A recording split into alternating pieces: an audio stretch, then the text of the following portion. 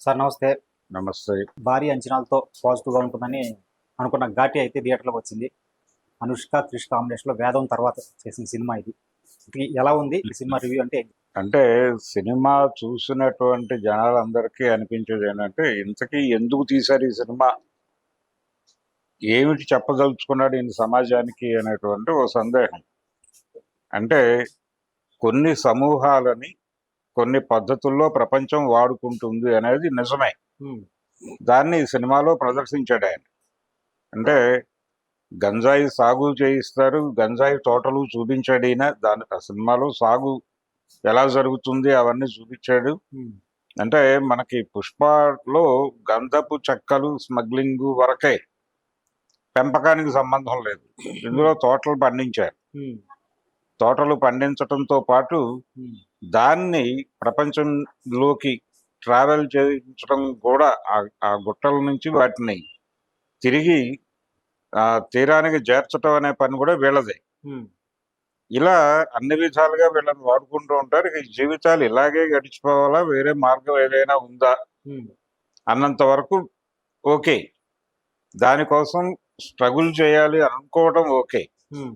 దానికోసం జనరల్‌గా ఇలాంటి కథల్లో మిస్ అయ్యేది ఏంటంటే, అంటే ఒక సామాజిక అంశాన్ని కమర్షియల్ కోణంలో చెప్పాలనుకున్నప్పుడు, ఒక హీరోనో లేకపోతే హీరోయిన్‌నో ఎలివేట్ చేసుకుంటూ వెళ్ళిపోతారు. హ్మ్. ఇది జనరల్‌గా కమర్షియల్ ఫార్ములా.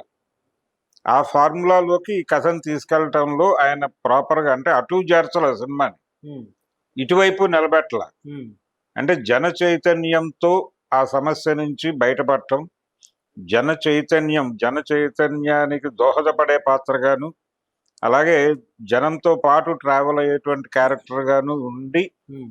ఈ టోటల్‌గా ఈ స్ట్రక్చర్ మీద ఒక తిరుగుబాటుగా నడిస్తే అదొక పద్ధతి. హ్మ్. దానికొక ఫిలసాఫికల్ యాంగిల్ వస్తుంది. హ్మ్. అది ఇవ్వటం అనే దగ్గర మళ్ళీ తడబాటు హ్మ్. 'క్రిష్‌లో'. హ్మ్. ఆ తడబాటు నుంచి వాళ్ళు పర్సనల్ లెవెల్‌లో తీసేసుకుని, హ్మ్. మనమే దీని నుంచి మనం, అంటే ఎవరికో ఉపయోగపడుతున్నాం మనం. మనకి ఉపయోగపడేలాగా దీన్నెందుకు మలుచుకోకూడదు అనుకోని, హ్మ్. దీన్నే వాళ్ళు కూడా బిజినెస్ మార్గంగా అనుకుని హ్మ్. ట్రావెల్ చేసి ఆ ఏరియాలో మళ్ళీ ఘర్షణ. హ్మ్.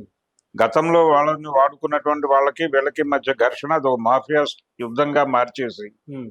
ఎప్పుడైతే ఆ యాంగిల్ తీసుకున్నావో, నువ్వు చెప్పదలుచుకున్నటువంటి అంశం దగ్గర తడబాటు మొదలవటానికి బీజం అక్కడ పడిపోయింది. హ్మ్.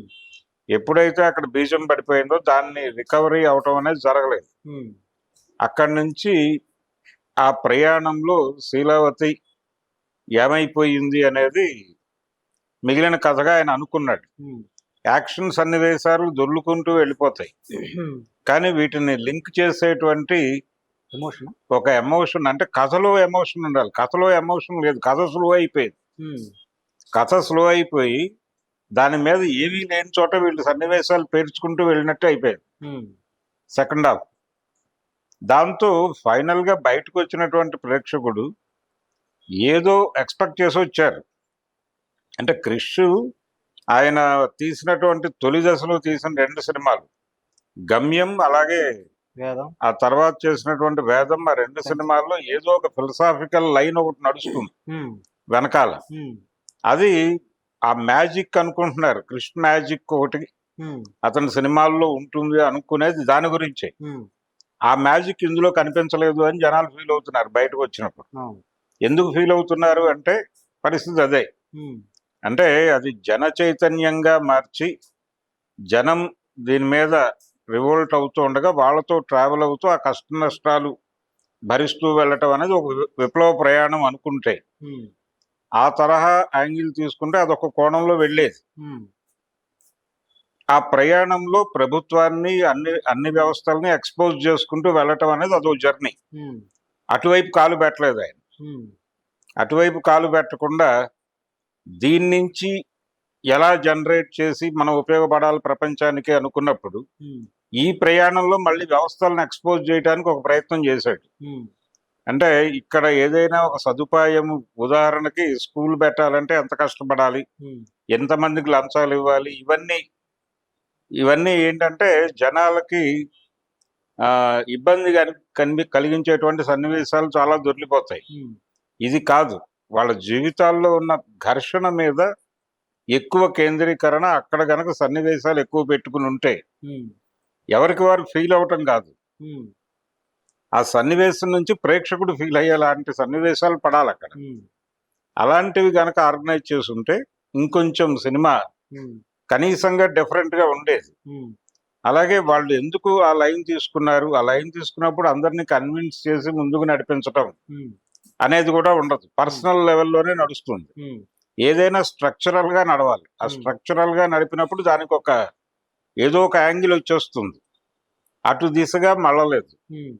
ఆయన హీరోయిన్ ని ఎలివేట్ చేయాలి, ఆ విక్రమ్ క్యారెక్టర్ ని కొంచెం నడపాలి, ఆ క్యారెక్టర్ నుంచి అవతల క్యారెక్టర్ లో ఎమోషన్ రైజ్ చేసి అదొక రివెంజ్ డ్రామాకి తీసుకెళ్ళాలి. ఈ ప్లాన్ ఉంది. ఈ ప్లాన్ ఎప్పుడైతే మొదలైందో, ఈ ప్లాన్ కి ఎప్పుడైతే బీజం పడిందో, ఇక్కడ దీన్ని వదిలేశాడు. వాళ్ళ జీవితాల్లో ఉన్న ఘర్షణ చెప్పటం అనేది మొదట ఆయన కరెక్ట్ అయిన అంశం. ఎందుకు ఘాటీలు అనుకున్నాడు, వాళ్ళ జీవితాల్లో ఉన్న ఘర్షణకు సంబంధించినటువంటి కొన్ని సన్నివేశాలు పట్టుకోవాలి కదా, అది మిస్ అయింది.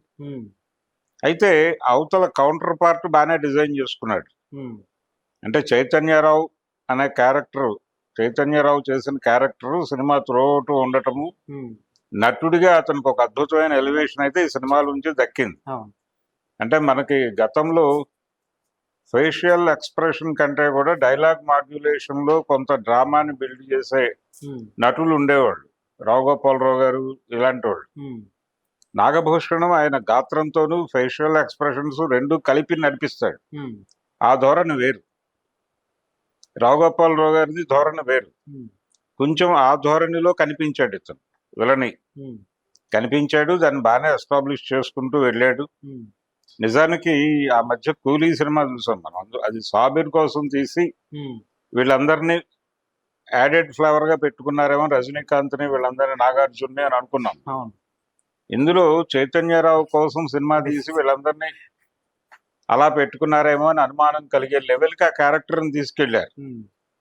అంటే జనరల్ గా మనకు పాతకాలం నుంచి ఒక బలమైన హీరో ఉంటే, హీరో అంటే బలమైన విలన్ ఉంటే హీరో క్యారెక్టర్ ఎలివేట్ అవుతుంది అనేది సిద్ధాంతమే. కానీ ఆ బ్యాలెన్స్, ఆ తూకము జాగ్రత్తగా చూసుకోకపోతే యువతల క్యారెక్టర్ డల్ అయితే జనం నీరసిస్తారు. అలా నీరసించిన సందర్భాలు నడిచినాయి ఈ సినిమాలు.